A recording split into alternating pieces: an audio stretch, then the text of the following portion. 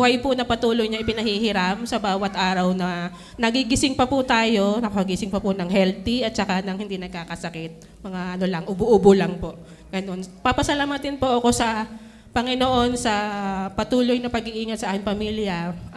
Sa mga nagdaang panahon po na nagkaroon tayo ng malalang pandemic, ganyan, wala pong nagkasakit sa amin ng matindi. Lahat po ay healthy hanggang sa ngayon po. So yun po ay isang malaking biyaya po.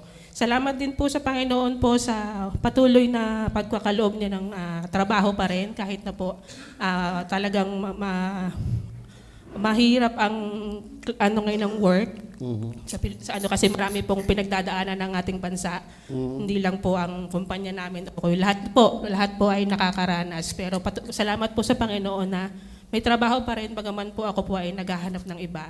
Pero ang Panginoon na po ang bahala doon at siya na po ang sa kanya ko na po ibinibigay yun. Maging sa financial provision, hindi naman po nagkukulang.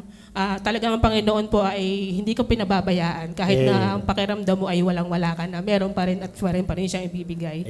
Sa health po, hindi naman po halata. Healthy pa din. So salamat po sa Panginoon na hindi nagkakaroon ng sakit po na kumbaga ubo-ubo lang, sipon-sipon lang. And then sa mga pastor po at workers na patuloy na nananalangin para sa amin, maraming pong salamat. Malaking biyaya po kayo para sa amin, Pastor. Maraming salamat po. Praise the Lord.